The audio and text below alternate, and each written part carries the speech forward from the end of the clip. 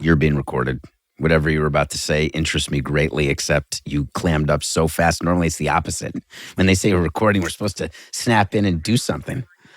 Great. Are we recording Coca saying that? That was for Skipper. Was that recorded?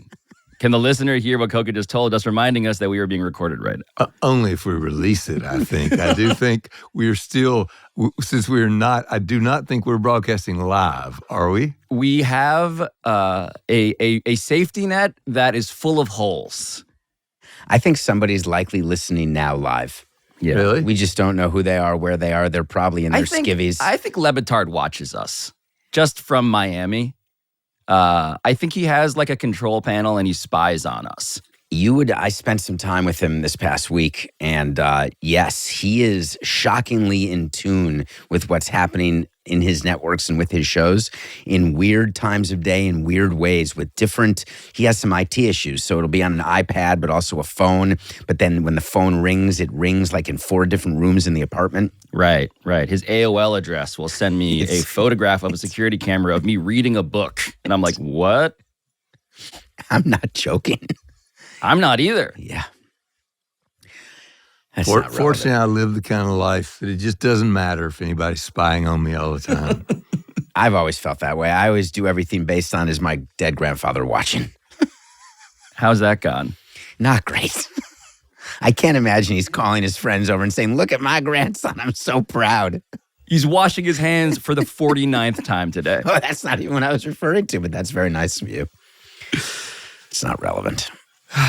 What do you mean it's not relevant? All of this is relevant. This is a show about David Samson and John Skipper and me trying to, Punch and Judy, you guys. Is that a reference that kids know?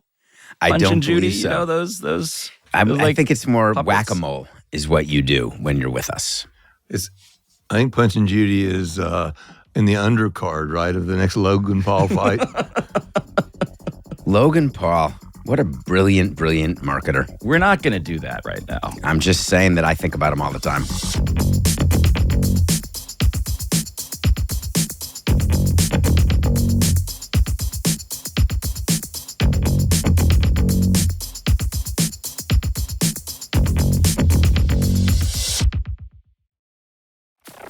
The topic that I bring you guys together to discuss is a topic that I have received more inquiries about, quietly, privately, more than any other. Because streaming illegally, piracy in sports viewership. John, I want to throw some numbers at you. Mm-hmm. As the former president of ESPN, a guy who ran DAZN, a sports streaming company.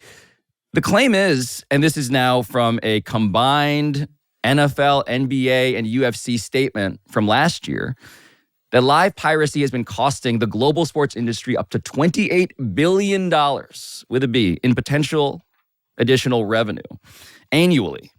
And of course, any young person knows that this is happening all the time, everywhere, and we'll talk about that too. But what is your knee-jerk response to just the scope of the problem and that number? Well, that number is bullshit. And far overstates the issue, which is not trivial. But according to a study from Cinemedia, which sells anti-piracy tools, so they have nothing but incentive to make you believe there is an enormous economic benefit to buying their tools. Now, it was the media research firm Ampere Analysis. My guess is they are calculating this number by looking at the number of illegal streams consumed and calculating that if every one of those people actually paid the money they were supposed to pay to receive that legally, that would add up to $28 billion. Most people sourcing illegal streams are not deciding, do I pay $100 for that fight? Because I'm thinking about it, but I could get it for free. Most of those are people who would not pay $100 for the fight, though it is pay-per-view UFC fights, boxing fights, for which this is the biggest problem. And it is a big problem. They do lose money. I do not believe, and who did you say, the three, it was the NFL, It UFC? was the NBA, the NFL, and the UFC. I don't really believe on a Sunday that there are a whole lot of people sourcing through their computer an illegal stream of an NFL game because it's just too ubiquitously available and ubiquitous For $800 on YouTube.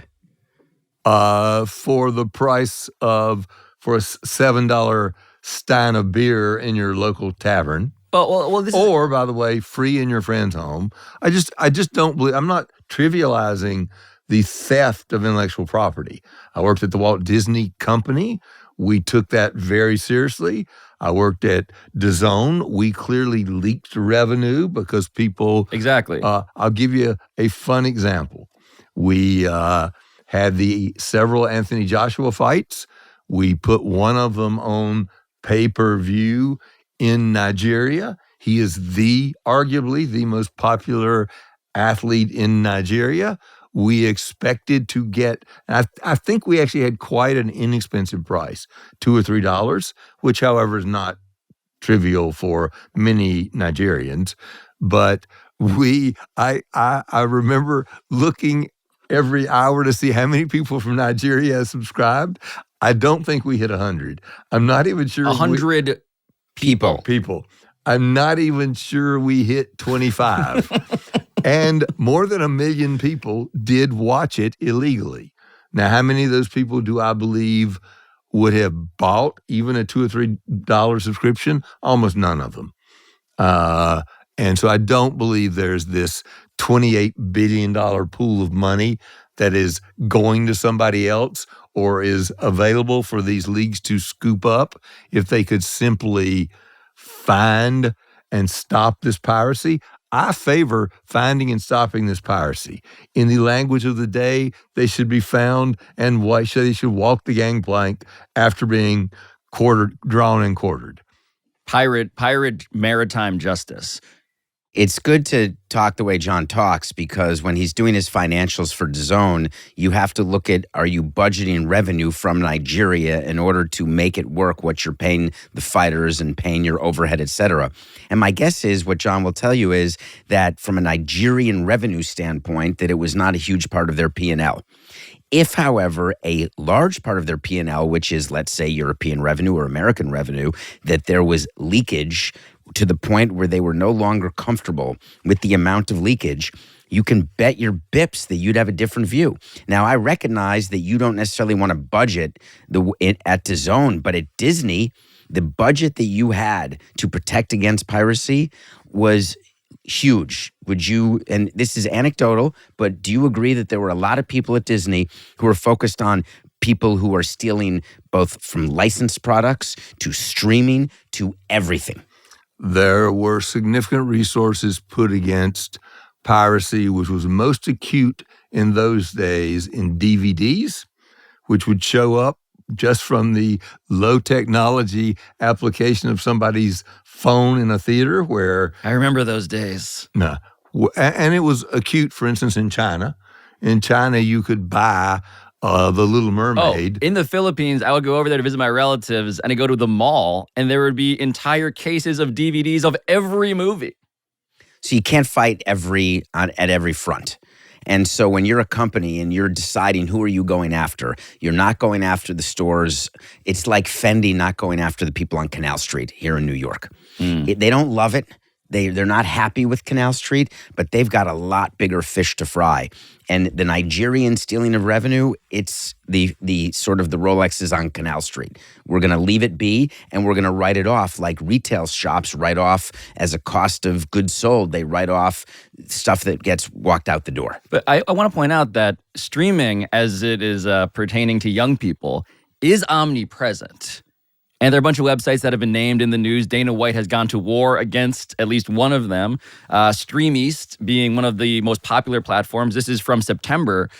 Dana White saying, "Trust me, we know exactly how to combat piracy. I won't tell you extensively what we do every event, but we go after piracy hard and threaten prosecutions, all of this stuff." And so I just want to point out that this seems like a very difficult problem to comprehensively address. And so, David, if you're running a team, if you're working for a league, what is the appropriate approach then? Well, I'm spending money. And I want to just segue to Wall Street. They spend billions of dollars of their P&L every year is protecting against hackers because they want people to feel safe when they are going online and doing all their online banking. It's a business that 25 years ago they were spending $20 million on, and now it's billions per year is the budget to try to be one step ahead of hackers, which, as you know, is hard to do.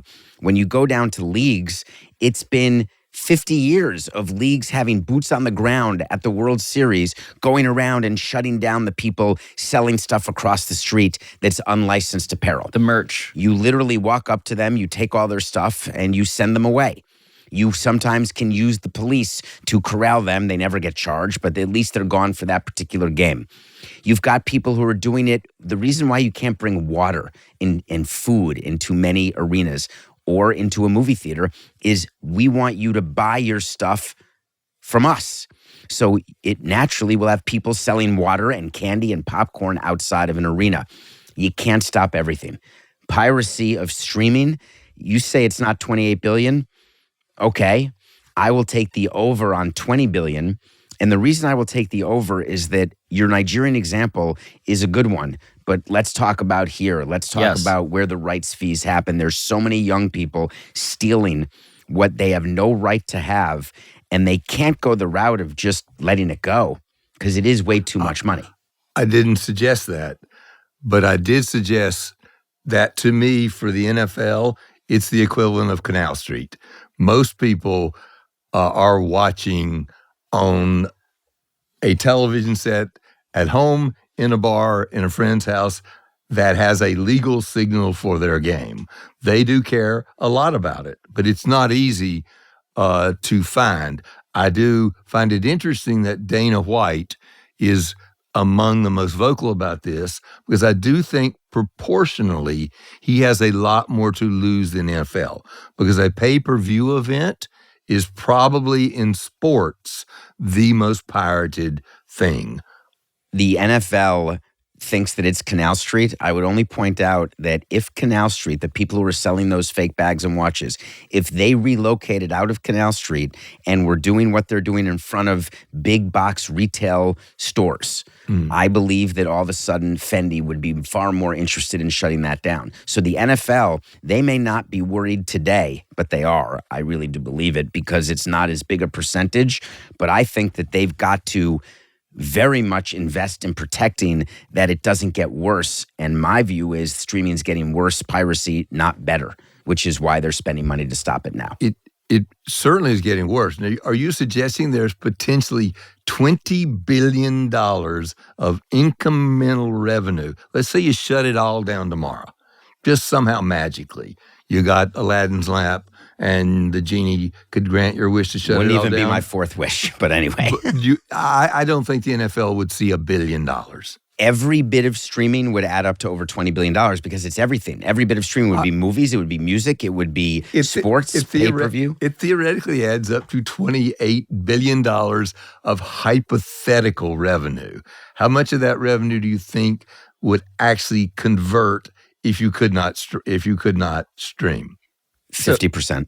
So here's some here are some just surrounding bits of data, right, to inform this parlor game, which is that Stream East reportedly, as of August 2024, when it was seized, and again, it's hard to whack-a-mole these places because of VPNs and because they can go to countries that have, of course, more legal protection, or at least are far more hidden from American authorities. But Stream East had over 15 million monthly visitors. They have a strong focus on American sports in particular. In the Harvard Business Review, just another piece of information here. And again, this is a privacy tracking firm, VFT, as aforementioned. They estimated that 17 million viewers watched the Super Bowl this year on illegal pirate streams. And a 2023 survey of 3,200 NFL fans, so again, just 3,200 of them, found that 35% reported that they regularly watch NFL games on pirate streams. And Are you worried yet? So, no, am I worried? I think it's all heinous. Don't misunderstand me. But do I believe 35% have used the stream? So when you had 18 million people watch a game on Sunday, do I believe if there was no piracy, suddenly that number would become 24 million? It would not.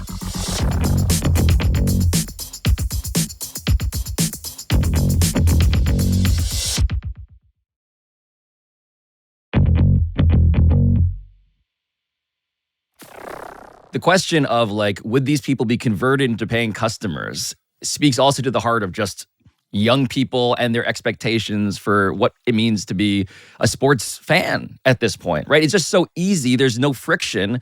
You just Google or go to a Reddit or a Discord and you'll find the link. But which of the companies today takes this the most seriously when it comes to leagues or broadcasters or distributors? Well, I think we agree it's likely Dana White because he has an entire system in place, but he's also just more public about it. There's a huge budget within Major League Baseball to protect against piracy and illegal licensing. It's millions of dollars. And if you add it up, it becomes all the leagues, all the different people, all the different studios. And I just, it's reprehensible to me that people have an expectation to get something for free. There is no reason in the world, and John is laughing because it's his dream. His dream somehow is to pay people to perform a service, but then the people who engage with the service don't have to pay for it. That's how you get crushed or bankrupt. I'm not amused by that pirating activity. I'm amused at your umbrage that anybody should expect to get anything for free. I agree. Look, Do you like people who jump turnstiles? No, I think it's wrong. I think it is unethical, and they should, if it were possible, be caught and punished. When you suggested that baseball's budget was millions of dollars, I believe that you have, but is it tens of millions of dollars? It's going to be. That's the whole point. It's growing because they can't stop it. But it's an interesting question, though, right? When you say turnstile jumping, of course, yes, that's wrong. But the question then becomes, well, how much do you put towards the theater of stopping those people, or is it the actual attempt to stop them? It's theater. It's theater. It's hard to do. But the money that's lost, though, John, and this is what I'd like to think about, it's to upkeep trains. It's to keep you safer. It's to have more trains on time. They need money. Leagues need money. Again, my amusement is not because I find it to be acceptable behavior. I do not. I personally found it extraordinarily reprehensible when many of my friends thought logging on to Napster and stealing music, and that's what it was. And when I would say to them, you're stealing music. It's the same as walking into a store and putting 3 CDs in your coat pocket. Would you do that? They're like, no, that's bullshit, John. It's not stealing. And they're charging me too much money anyway for a CD, so I'm just getting back. I'm taking. Right. But where I was going to go with the money baseball spends is if indeed NFL fans on a regular basis, a third of them were stealing, that would be worth billions and billions of dollars. If that was the case and it was a doable activity, their budget would not be millions. It would be hundreds of millions of dollars to recover that money if they could get it. I'm suggesting they know that they're spending an appropriate amount to try to keep it from appearing to be just a trivial activity, to set an example, but they're not doing it.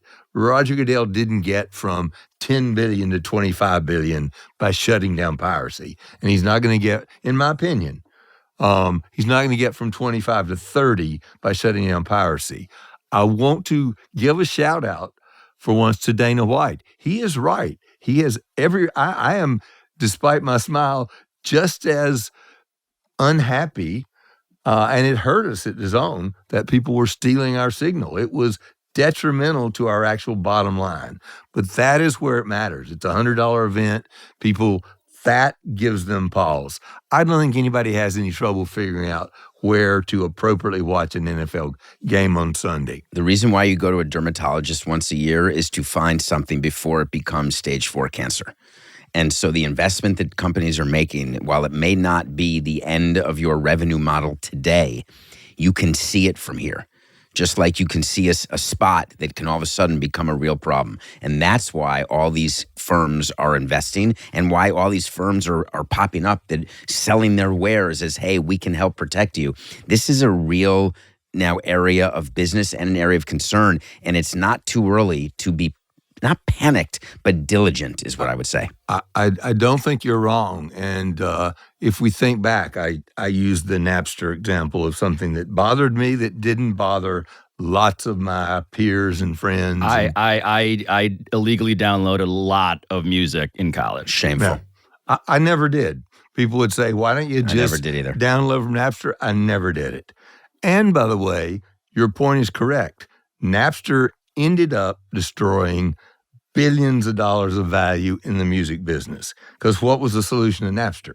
The solution to Napster was a very, very, very inexpensive streaming service from Apple that gave you all the music you could steal for, I don't know what Apple Music was when it came out. It started as 99 cents a song. The newer songs like $1.99, but now they've made it if you just buy for $12 a month, you can get any song you want. And frankly, now you don't even need to download songs. You can, if you have Wi-Fi, you can just listen to songs, and there's so many different places. But it has crushed the music industry. Yeah, Apple Music now $10.99 a month for an individual subscription. And if you could have the problem, too, we can move to another thing, is just the difficulty of finding and prosecuting these people. It is really, really hard.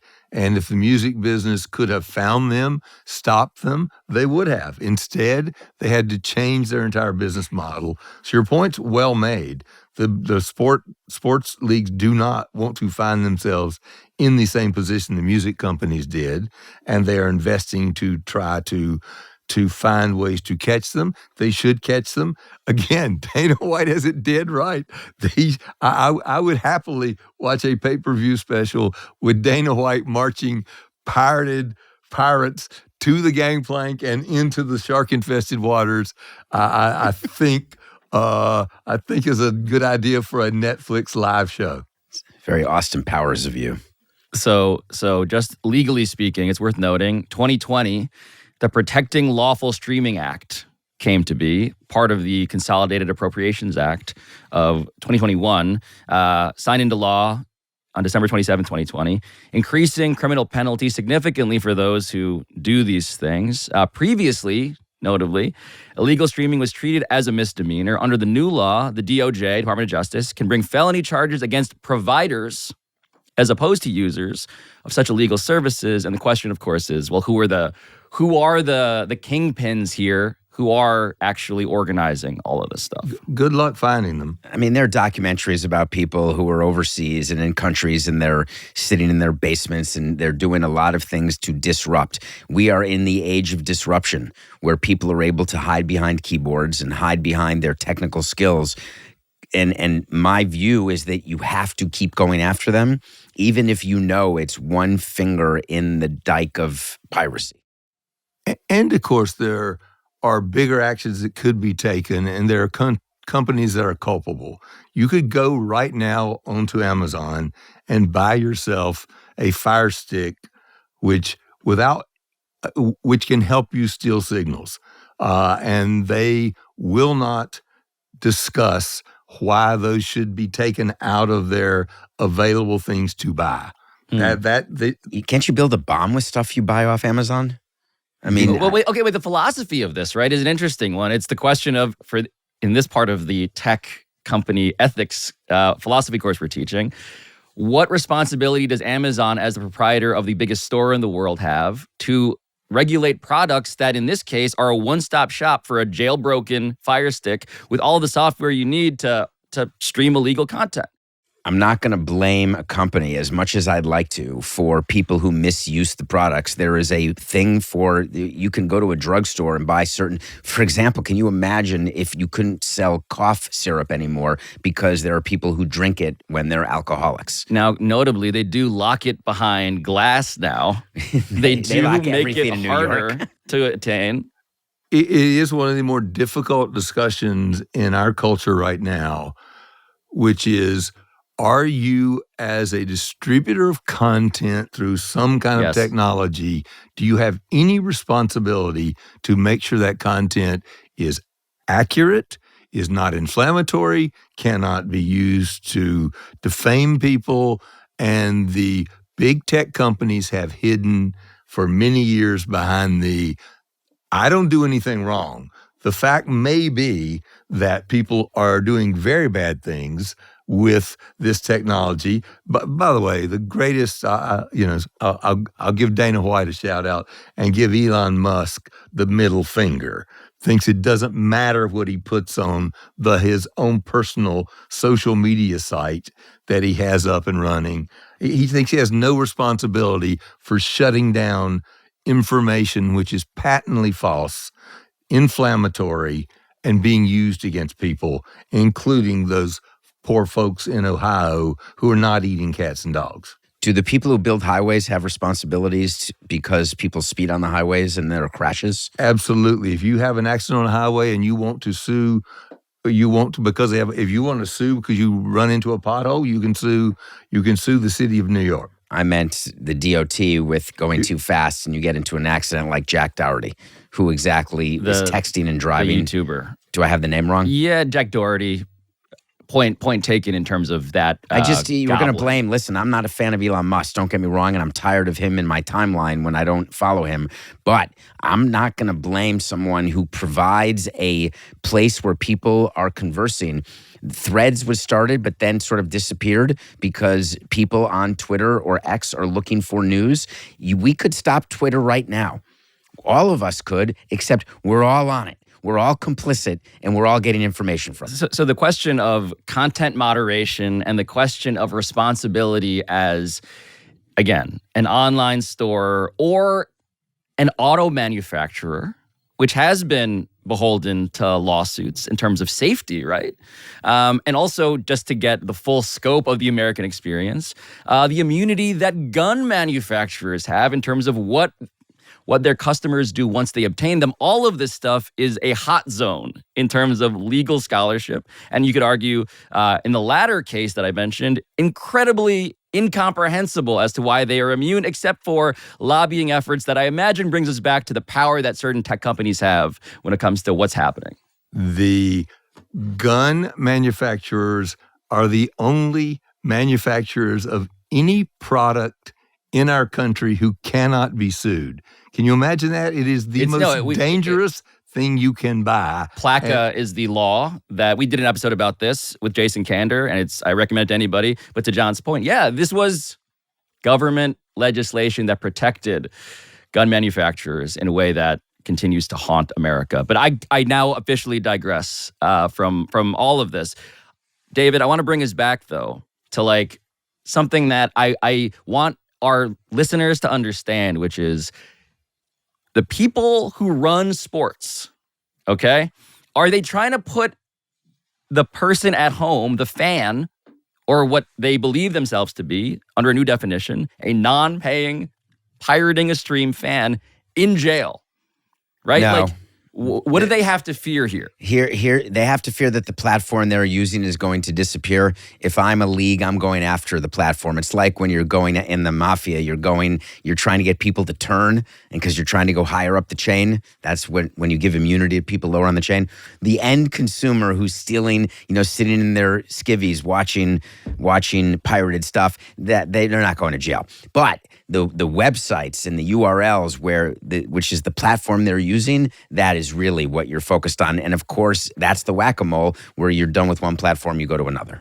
I agree with that. It's worth mentioning that, to my knowledge, the most successful company at protecting their sports streaming from piracy is NBC Comcast during the Olympics.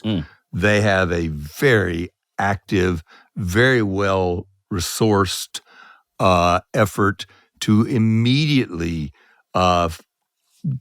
get and an army of lawyers to get platforms to immediately cease and desist, bring down those illegal streams. Because right now, they all have the obligation to take the stream down.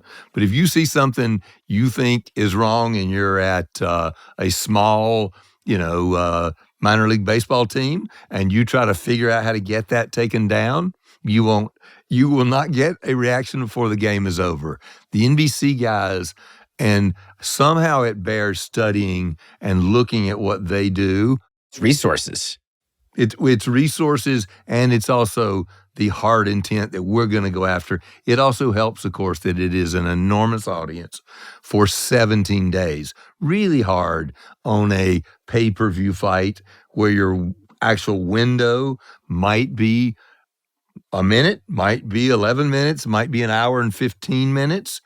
Because that's the duration. But under that theory, it would be okay for the NFL and leagues to do it because you could pirate week 1 through 3, but weeks 4 through 17 or 18, you would lose the right. Because you're saying that the 17 days for a pay-per-view fight, it's 3 hours. By the time you get to it, the fight's over? No. It's because it has to be done exactly at that moment. Right. So they resource for the 17 days a large number of people who are finding those sites, a large number of lawyers who are firing off cease and desist letters. I'm sure they've been in conversations before the 17 days start with lots of people to say, you're going to get this, and we expect you to act upon it.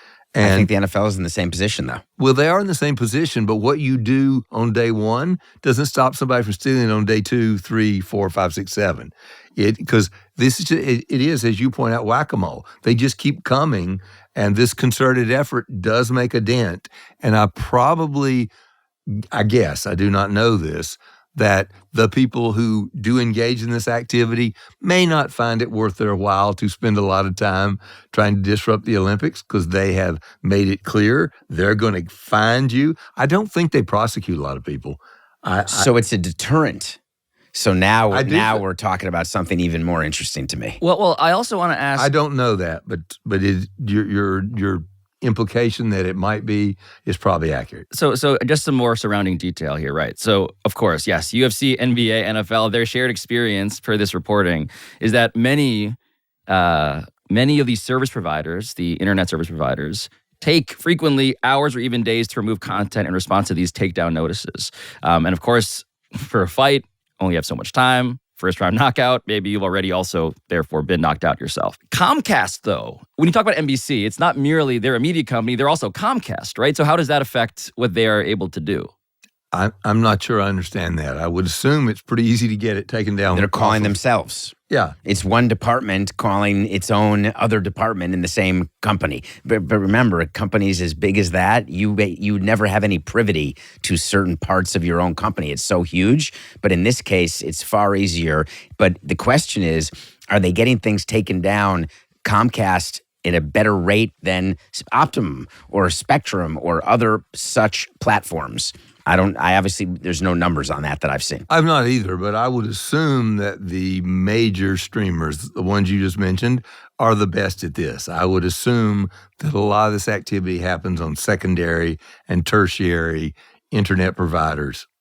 I don't believe that because there's an existence of the dark web that puts into jeopardy what we do in the regular web. There's always going to be a nefarious action by people whenever there's anything. And this didn't start with the internet. This was going on with satellite TV when you could get a fake card. Can you explain the days of stealing cable for the people who may not remember it, that meant? This is a real thing. There was, it used to be, this is how it all started, where you only had a few channels. Then cable happened and you could get like HBO After Dark, which was of great interest to people. Your grandfather. Love it. Skinamax, great interest to people. Channel 35 in New York, Channel J, for those New Yorkers out there. Channel J? Al Goldstein, Robin Bird. Curious George. You're going to pretend you've never heard of Channel J. Ugly George? It was not Curious George. That's the monkey. That's the monkey. I like that you're pretending you don't know. This channel sounds real weird. So you've never heard of Channel J? No. No, on Channel J on midnight. Oh, this is the public access. Yeah, yes. Public access. At Midnight Blue. Midnight Blue, you would see Robin Bird naked.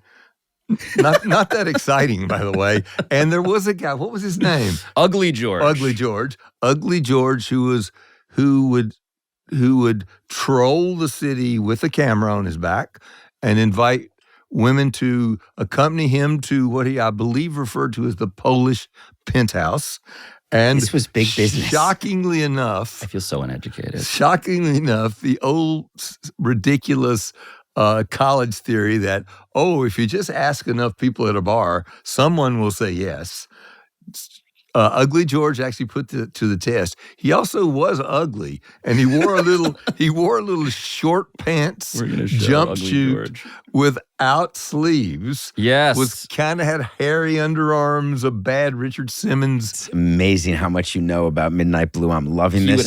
He wore, it seems. Everybody knew about this. It seems a I agree. backpack with like a dish on it of some kind. That's how you had to roll. You didn't have your phone with you. There were no phones. And not only were you accompanying this very unattractive man in very bad clothing to a mediocre apartment, but you were being filmed and then having the action distributed. It was not hardcore pornography. I will say that it sounds like a lot of what YouTubers are doing now. It sounds like it is the spiritual forefather of the aforementioned people who may or may not be crashing their luxury vehicles in a rainy... All of these shows that we're talking about that were a long time ago, that many of which were watched through squiggly lines when you did not have color the bars channel. Retreating to give you a sense of what part of the body it is, and thinking that it's a nipple when it was an elbow. We've all been there. And, well, I've been there. I don't want to speak for everybody else, and I'm fine with that. Think about what that has led to. It was a huge business then. I had a kid drop out of... I get the sense that you didn't care if it was an elbow. There's a lot of the... There's no reason. That's the whole point, is that nowadays I care greatly. But back then, you have to work with what you got.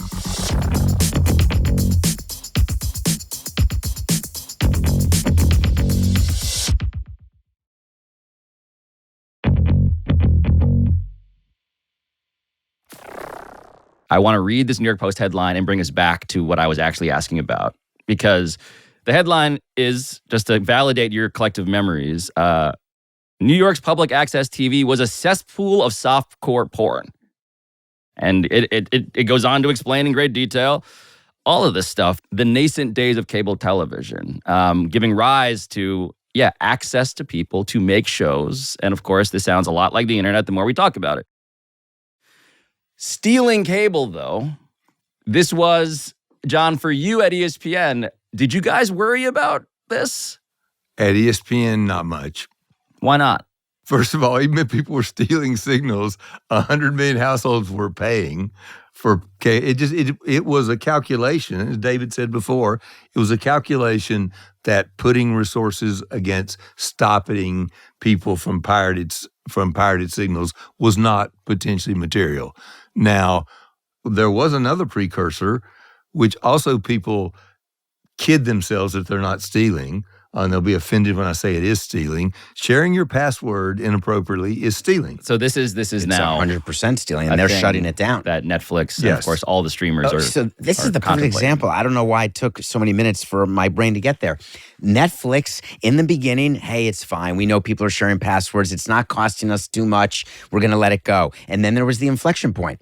And the inflection point was, wait a minute, we're going to change it. And it made a lot of people angry, feeling that though they deserve to be able to get Netflix everywhere. And you're talking to a Hulu customer who has to have 2 different accounts in various places because you cannot share amongst locations, even yourself. So that inflection point, you say ESPN didn't worry. And I would argue Disney was worrying while you were not. Probably were. And by the fact, I am slightly wrong in that there was a colleague of mine named Sean Bratches who was prescient about this and said, we should be worried about this. We could drive some incremental revenue. He was somewhat shouted down, and I bet it happened in Netflix as well, with, look, we're actually better off that more people are watching. And it's okay. We did introduce a college program where you could get an inexpensive ESPN, because one of the greatest abuses of it was, as your kids went off to college, you just let them keep using your password for your cable television.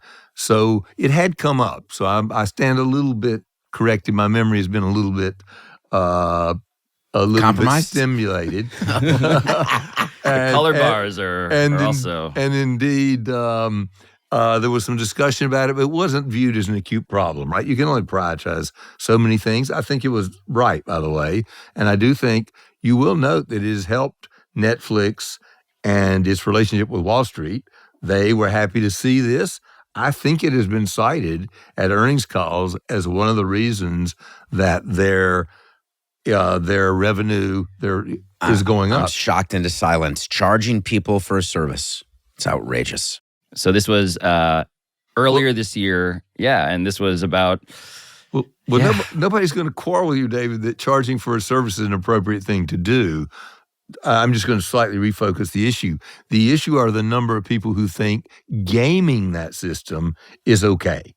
There's always going to be people who think gaming the system's okay, but it's our job to figure out when the point is that it's too much. Yeah, I do want to express what I think is a populist sports fan view on this, which is sports is making more money than it ever has, right? This is the equivalent of taking the pennies out of your sofa cushions.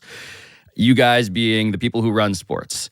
And what they're saying is, isn't it also what you want? To go to what you alluded to there, John, right? The reason why it is smart for, and leagues have had varying policies on this, why it's smart for leagues to not crack down on posting short clips that people post online of your product is because this is advertising for your product.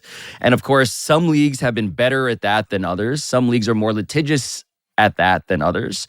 But doesn't it also amount to some marketing argument of like more people are consuming your thing, you're more important. This is all going to bounce back to your sofa cushions in the end. No, it's the Canal Street argument. The people on YouTube or TikTok who are using the little things and getting, 20,000 views or whatever they're getting, that's the Canal Street Fendi. But you all of a sudden get someone, the reason why CBS Sports HQ cannot do certain things. They don't have the rights to it because the NFL, as an example, has very significant rules of when you can show highlights, when you can't. And CBS obviously has NFL, but with MLB, they don't. So there are times when you can show a highlight, times you can't. There's the number of seconds you can show a highlight. Oh, just so people understand, every bit of video licensing is negotiated. And it's a huge business for the provider of the content. You are a provider of content, Pablo. If no one thought that your content was worth anything other than free, that's what you'd be paid.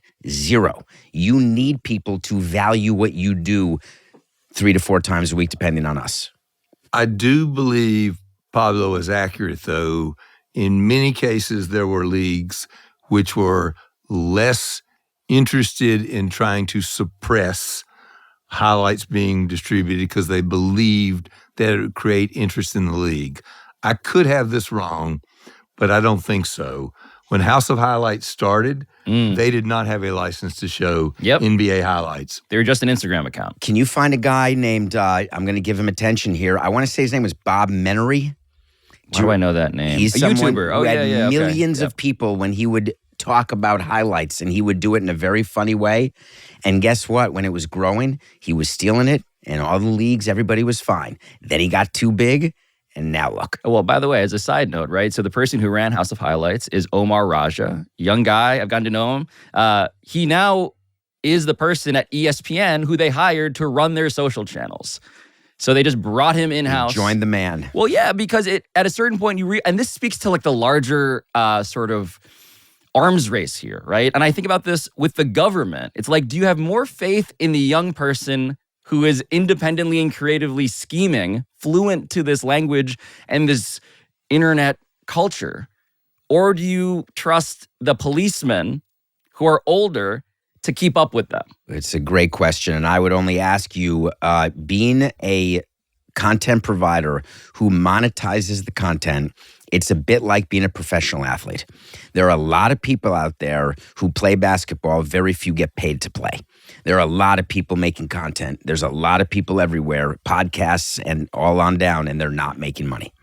Establishing that you are making something that is worth paying dollars and cents for is something that, of course, it's why I do have a residual shame at having illegally downloaded so much music in college, sometimes resulting incidentally in songs that were viruses, or in some cases just like movies I didn't.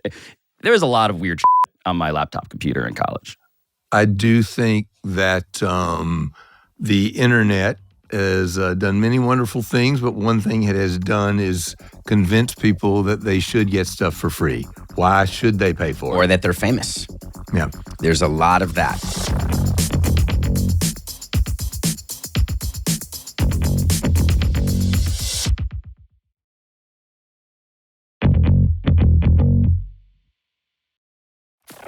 I do want to point out that the DOJ, Department of Justice website, has this update from now 2023. A Minnesota man was sentenced to 3 years in prison for his scheme to commit computer intrusion and illegally stream content from 4 major professional sports leagues. This is a guy named Joshua Streit, Streit, a.k.a. Josh Brody, sentenced in federal court for intrusions into MLB's computer systems, illegally streaming copyrighted content from MLB, the NBA, the NFL, the NHL. And he offered this streaming content to the public for profit, and he obtained it by gaining unauthorized access to the websites for those sports leagues via misappropriated login credentials from legitimate users of those websites. And then what happened was, because this guy was doing David's favorite thing, illicitly streaming copyrighted content from MLB, he attempted to extort approximately $150,000 from MLB in exchange for, his knowledge of the vulnerabilities in MLB's internet infrastructure. Well, they did that because MLB was famous for paying people like with the Biogenesis and A-Rod. Sometimes they'll pay people in order to get them on their side. But what you just read, that's the opposite of Canal Street. That is someone who was taking piracy to a level of profitability where it was having a negative impact on revenue. Yeah. That's a good example of a dumbass. Right? That's a dumbass. Because he got caught? Yeah, well, because he had a ridiculous scheme to he put up a storefront, it seems. Not just was carrying around the knapsack full of watches. While you can turn a blind eye to House of Highlights, you can't turn a blind eye to a guy who has hacked into your internal system and now tried to extort money from you. That sort of invites a harsh response. I would consider that a dumbass. The metaphor works perfectly, and we're going to keep using it for non-New Yorkers. If you're going to do something illegal, if you get too big, you're going to catch the attention of those trying to stop illegal piracy or anything that you're doing. If you keep it small and don't get greedy, we see it in all the mob movies. Don't steal money and then go buy a Ferrari and a fur coat.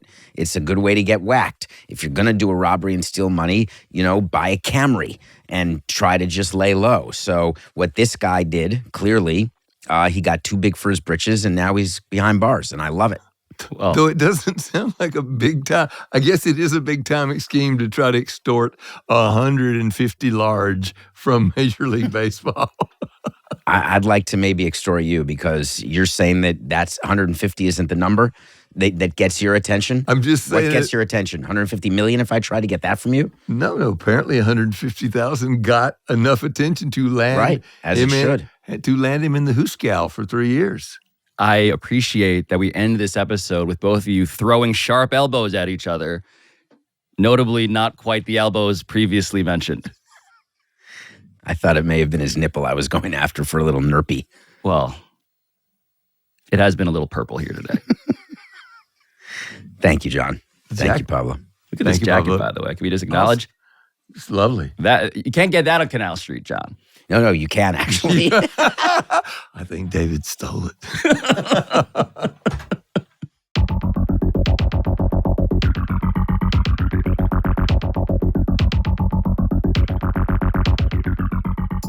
Pablo Torre Finds Out is produced by Michael Antonucci, Walter Avaroma, Ryan Cortez, Sam Daywig, Juan Galindo, Patrick Kim, Neely Lohman, Rob McCrae, Rachel Miller-Howard, Ethan Schreier, Carl Scott, Matt Sullivan, Chris Tuminello, and Juliet Warren. Our studio engineering by RG Systems. Our sound design by NGW Post. Our theme song, as always, is by John Bravo. And all of us will talk to you on Tuesday.